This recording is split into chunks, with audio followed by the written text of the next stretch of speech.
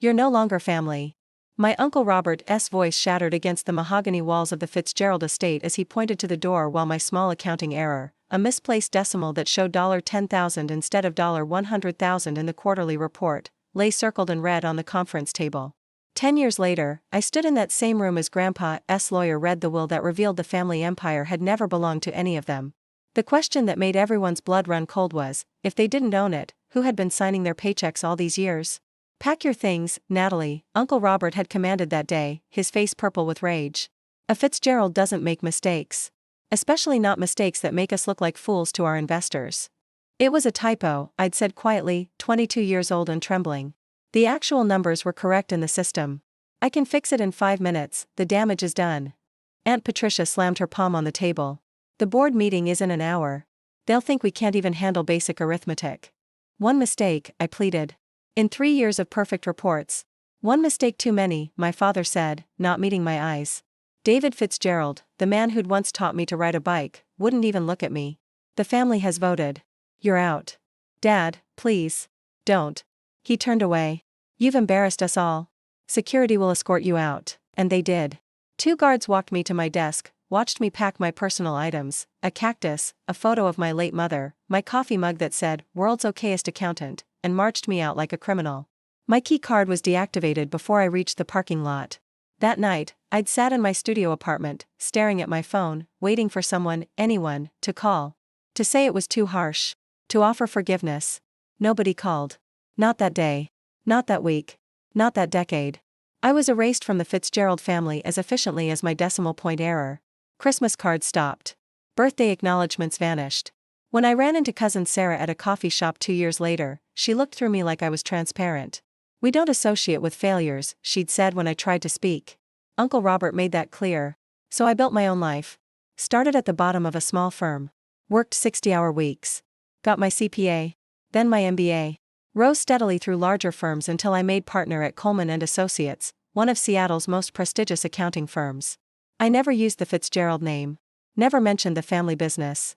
Let everyone assume I was just another nobody who'd made good through hard work. Which is why the phone call surprised me. "Miss Fitzgerald?" The voice was crisp, professional. "This is James Thornton from Thornton, Watts, and Hayes.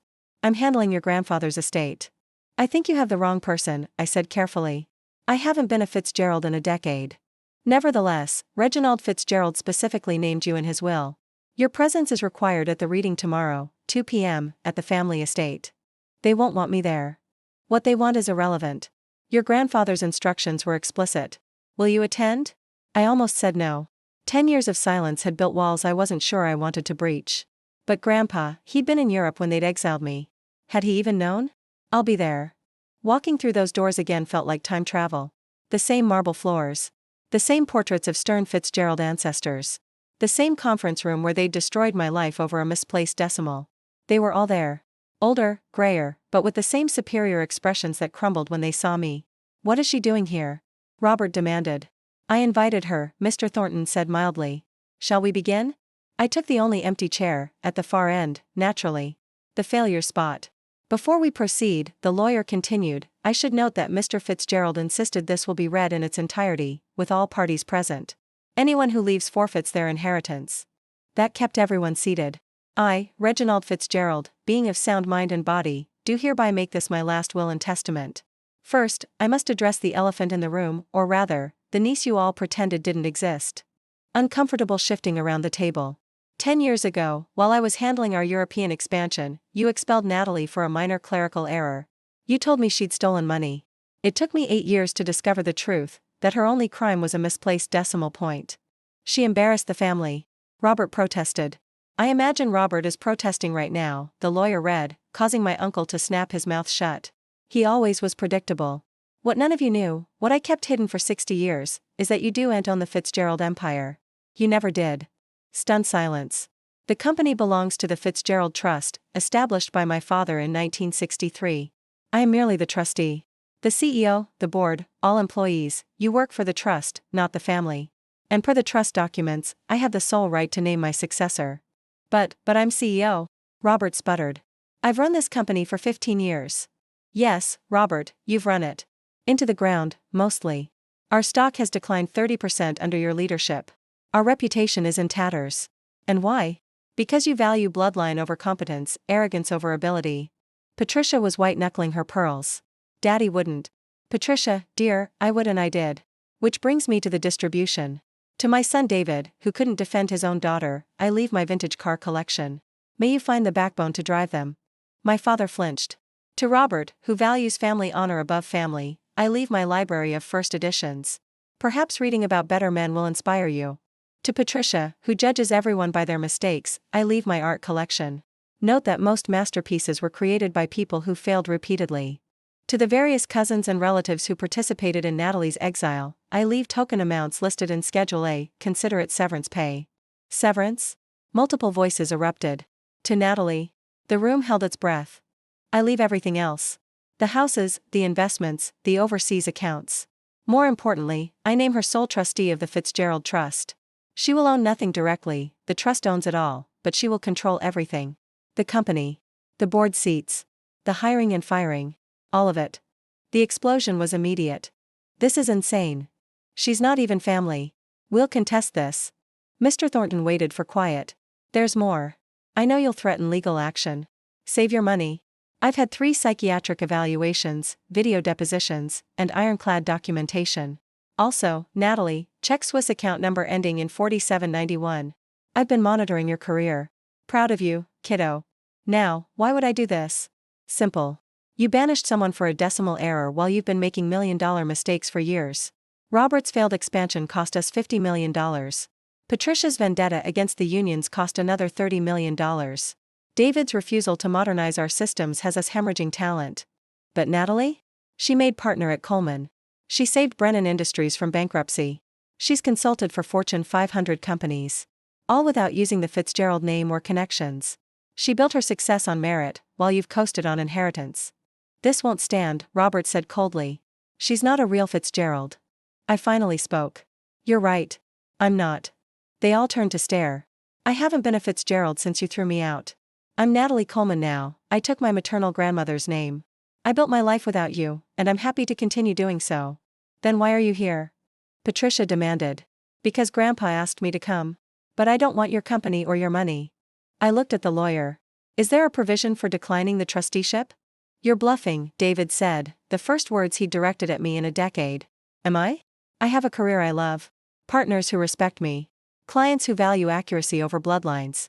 Why would I want to manage the empire that exiled me over a typo? Mr. Thornton cleared his throat. Actually, there's one more section. If Natalie is considering refusing, and knowing her, she might, please read this. The trust doesn't just control the family business. It funds 17 charities, including the literacy program your mother started. It employs 8,000 people who deserve better leadership. It has the potential to do immense good in the right hands. I'm not asking you to save the Fitzgeralds, Natalie. I'm asking you to save what we should have been. Make us about more than money and bloodlines. Make your mother proud. My mother? She died when I was 15, the only Fitzgerald who'd married in rather than being born in. She'd tried to soften the family's edges, bring warmth to their cold efficiency. Manipulative old bastard, I muttered, but with affection. So? Robert crossed his arms. What's it going to be? Revenge? I looked at them all. My family who'd become strangers. Who'd taught me that love was conditional and mistakes were unforgivable. Not revenge, I said finally. Reform. What does that mean? It means you all keep your jobs, for now. But there will be changes. Performance reviews. Accountability. An actual HR department instead of Patricia's gossip network. And yes, Robert, accuracy in our financial reports.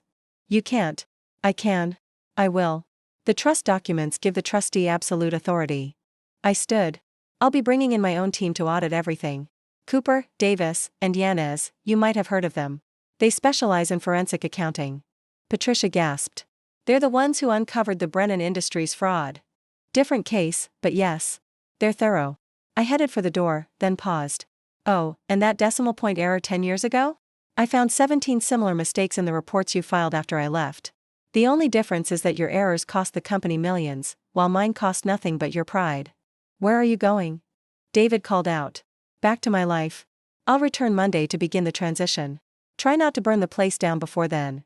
I left them in chaos, arguing about lawyers and loopholes. In the parking lot, I sat in my sensible Honda, so different from the luxury cars lining the family spaces, and finally let myself cry. Not from sadness, but from the sheer absurdity of it all. My phone buzzed. An email from the Swiss bank, confirming an account in my name. The balance made me dizzy. But it wasn't the money that got me, it was the transaction history. Regular deposits for 10 years, starting the day after my exile. Grandpa had been saving for me, believing in me, even when I'd thought everyone had forgotten. The attached note was simple, for when you were ready to come home. But I see now, you don't need to come home. You need to make home better. Love, Grandpa. Monday came too soon. I arrived with my team, 3 of the best forensic accountants in the country, plus a labor attorney and an organizational psychologist. The looks on my family's faces when we set up in the executive conference room were priceless. First order of business, I announced. Full financial audit going back 5 years. Sarah, you'll give Cooper full access to the books. I don't take orders from the trustee? Yes, you do. Or you can clean out your desk. She gave me the access. The audit revealed what I'd suspected, incompetence layered with minor corruption. Nothing prosecutable, just the slow rot of entitlement. Robert had been steering contracts to his golf buddies. Patricia had been padding expense accounts. David had been trying to implement improvements that Robert kept vetoing. You tried to modernize the inventory system, I said, reviewing his proposals. He shrugged. Robert said it was too expensive. It would have saved us millions. I approved it on the spot. Consider it done. A flicker of surprise in his eyes. Maybe even respect. The reforms took months. Some family members adapted, discovering they actually enjoyed working for their success rather than assuming it. Others couldn't handle accountability and left for other opportunities. Robert lasted 6 months before resigning to pursue other interests. Patricia made it 8 before deciding to focus on philanthropy. But David stayed, throwing himself into modernization with an energy I hadn't seen before. Why are you really doing this? He asked one evening as we reviewed proposals. You could have destroyed us. Grandpa was right. It's not about the Fitzgeralds. It's about the 8,000 people who depend on us. The charities we support. The good we could do if we stopped focusing on bloodlines and started focusing on outcomes. I should have defended you. That day. Yes. You should have. I was a coward. Yes. You were. He took it without flinching. Your mother would be proud of what you're doing. She'd be proud of what we're doing, I corrected. This was her dream, a Fitzgerald family that was actually a family, not just a business arrangement. Think we'll ever get there? I looked at the profit projections, up 15% since the reforms. Employee satisfaction scores at an all-time high. 3 new charities added to our foundation. Maybe not for us, I admitted. Too much history. But the next generation? If we build something worth inheriting beyond money? Maybe. We worked in comfortable silence after that. Not quite family, but no longer enemies. Building something better from the ashes of what we'd burned. 10 years ago, they'd exiled me over a decimal point. Now I controlled an empire I'd never wanted, reforming a family that had disowned me. Grandpa would have appreciated the irony. But more than that, he would have appreciated the accuracy. Every decimal point in its proper place. Every decision documented.